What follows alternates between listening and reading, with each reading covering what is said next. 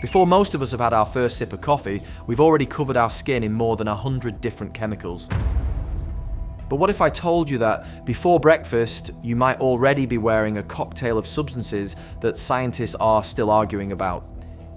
If that makes you a bit uneasy, good. Because this isn't a beauty tutorial, this is toxic beauty.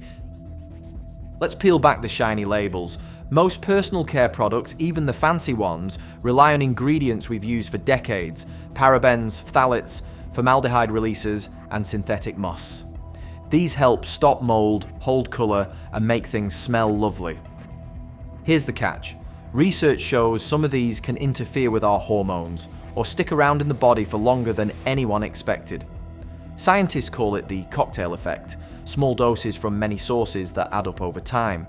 Now, the EU has banned or restricted over 1,600 chemicals in cosmetics. The United States, around 11. The UK sits somewhere in between. Good rules on paper, but weak when it comes to online imports.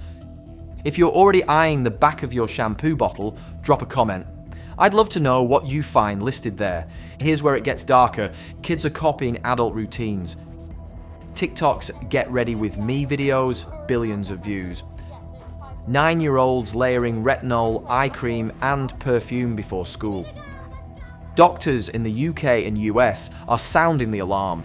Children's skin absorbs substances faster, and their organs are still developing.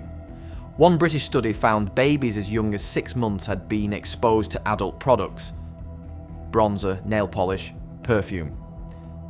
And a US survey showed nearly 80% of kids under 12 use some form of body or makeup product. It's not just cute playtime anymore.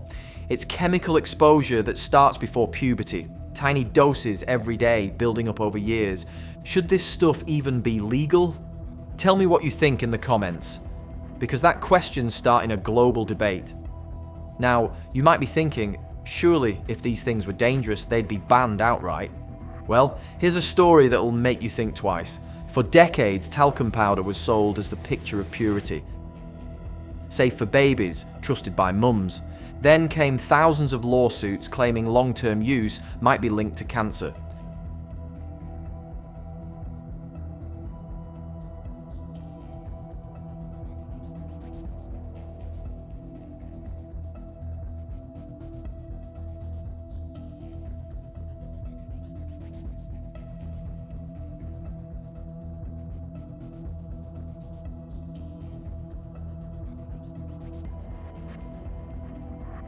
The company involved denies wrongdoing, and the science is still debated. But what matters is this: people started to question what they'd been told was safe all their lives. And that's the real shocker, isn't it? Not the chemicals themselves, but how easily we're lulled into trust by marketing. Gentle, pure, dermatologist tested. Those words sound like safety, but they're not the same as proof. Now, let's talk about the biggest magic trick in the beauty world, the word fragrance. When you see that on a label, it can hide dozens of other ingredients, some perfectly fine, others less so. Because fragrance counts as a trade secret, companies don't have to list every compound. Then there's formaldehyde. It's a recognized human carcinogen. You won't see the word itself very often, but you might find formaldehyde releases, preservatives that slowly let it out over time. That's what we call legal invisibility. And don't get me started on PFAS, the so-called forever chemicals. They make makeup long-lasting and waterproof, but they don't break down. Not in your body, not in the environment.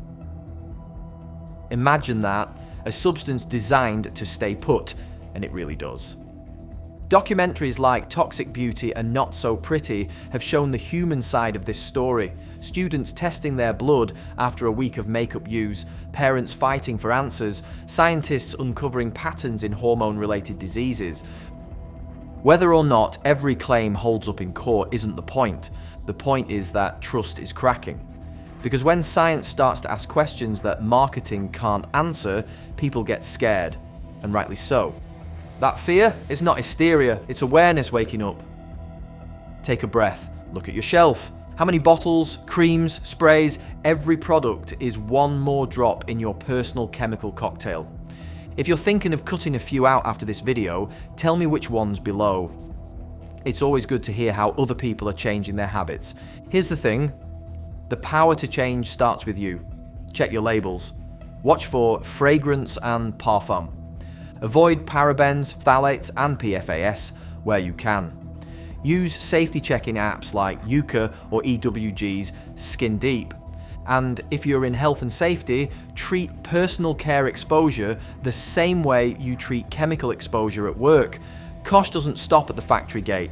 It lives in the bathroom cupboard too. Knowledge is power.